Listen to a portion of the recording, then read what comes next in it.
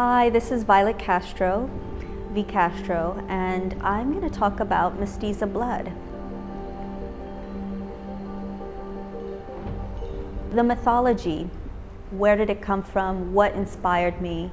I'm Mexican American. I grew up in South Texas, and Texas is rife with urban legends. My culture, there are so many folk tales that I remember hearing as a child. It's just kind of been a bit of alchemy, thinking about all of those stories, all of those images, and also personal experiences as a woman and a young girl growing up. And I just thought that I would breathe new life into those stories that I grew up hearing. Breathe new life into tales that were incomplete in some ways. So I just weaved in my own personal experiences, my emotions. It's just been a lifetime in the making. So it's a collection of short stories, and they each have a little bit of me in there, and then a lot of fantasy, a lot of horror, urban legend, folklore, a little humor, but each tale is unique. Each tale is a little snapshot of some place in the world, and that's just how I approached it. And I hope that you enjoy it, and we'll pick up the Queen of the Cicadas on the back of it if you like it.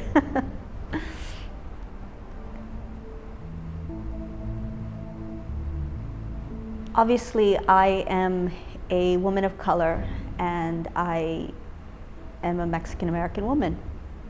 That is a huge influence in my writing and my storytelling, and all seeing the lives of my mother, my aunts, my great-grandmother, and also inspired by the women who came before them that I never met.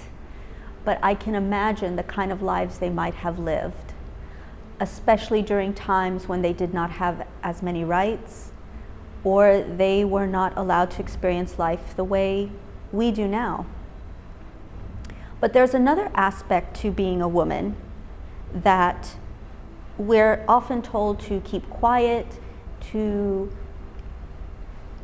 keep your volume down, to not express because it's not pretty, it's not attractive, it is not what society says we should be. And if you're a woman of color, well, you're already at a disadvantage if you come off as angry, ungrateful, if you are not strong all the time. But the fact is, there are a lot of reasons why we should feel those things. Why not express it? So for me, I wanted to express all of the emotions and experiences that I've personally had in my life and that I've seen other women experience. In Street Fighter, you have a daughter and a mother driving, and they pick up a guy who's in a street fight. This actually really happened. We really did have that in our neighborhood. We were driving home, we were a few houses away, and there was this massive brawl in the street.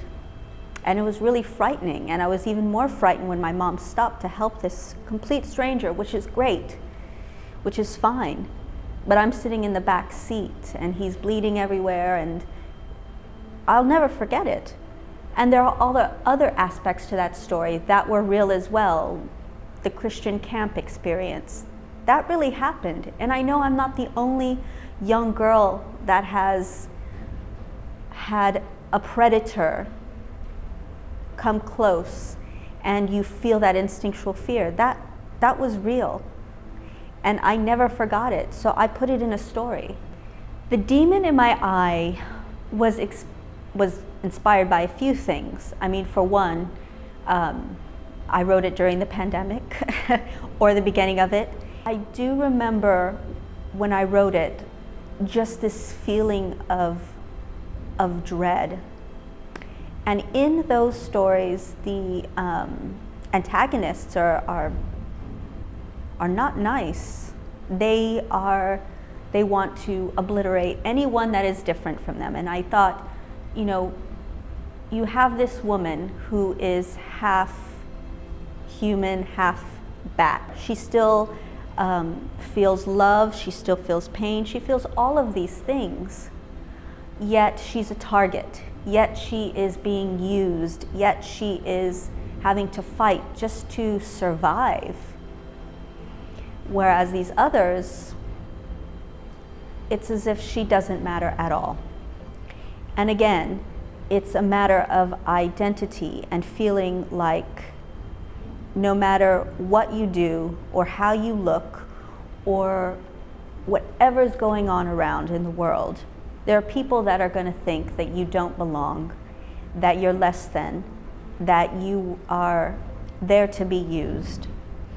And it's all about survival, because they're pitted in this dystopian environment and everybody wants to survive. Everybody wants to be on top. And she just kind of wants to be happy. She just wants to live. And that was kind of the point of that story, is just, you know, being different and wanting to just be who you are, yet being put in a position to fight for your survival. As far as La Lechuza, I have two stories with La Lechuza, which is the owl and the owl body and the witch's head. I wanted the two different versions of La Lechuza because I feel like our nightmares, our fears, those things that come after us, they're different for everyone, depending on what situation you're in.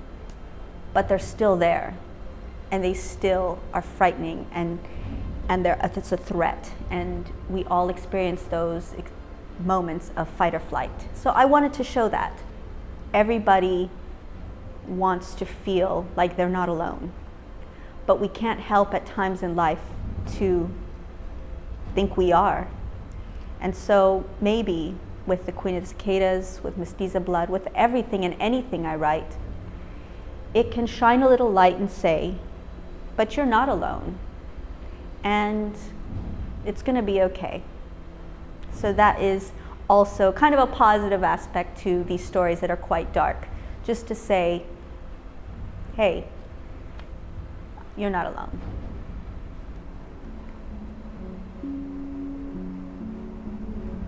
So I'm a woman in horror, and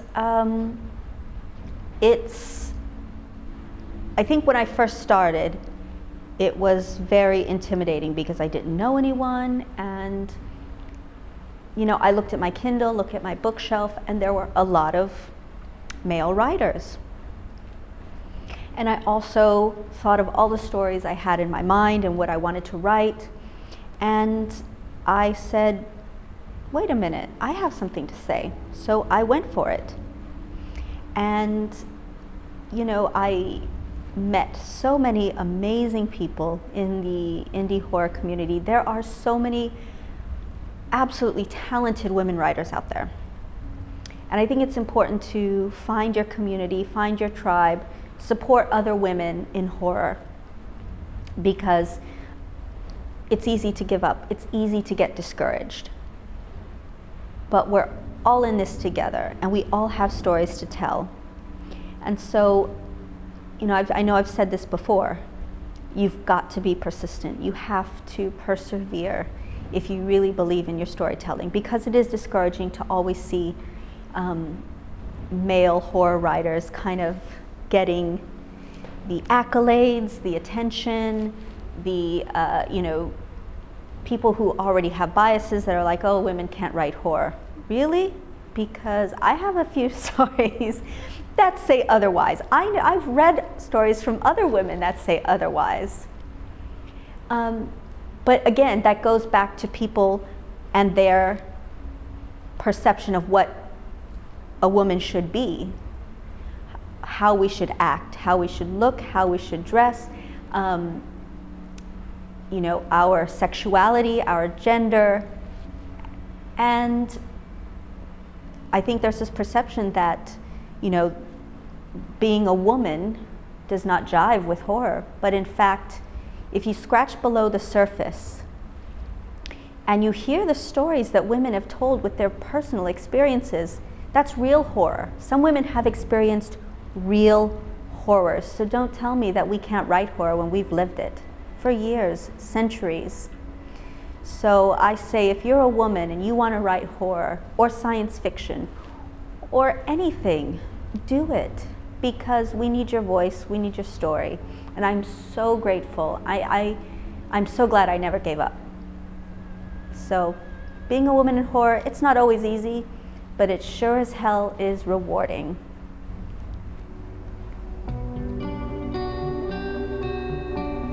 I'd like to tell everyone that has read my books, that has reviewed them, who shared it, first and foremost, thank you. Thank you from the bottom of my heart. I greatly appreciate it. But I also want to say that if you have a story in you, if you have a dream, if you have a passion, it's okay to follow it. It's also okay to have a few failures. It's okay to cry at rejection. It's okay to celebrate with great news. It's also important to know that there will be very quiet times where nothing is happening and you'll question yourself. But that's still no reason to not believe in what you want or who you are, or to doubt yourself.